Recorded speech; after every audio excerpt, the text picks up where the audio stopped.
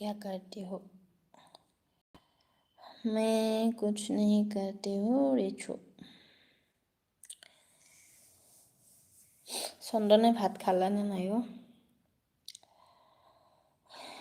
পল্লৱী তাই ৰাতিৰ ভাগত আহে বাৰু মাজে মাজে, কেতিয়াবা ৰেগুলাৰ আহে, কেতিয়াবা কিবা ব্যস্ত থাকে চাগে নাজানো।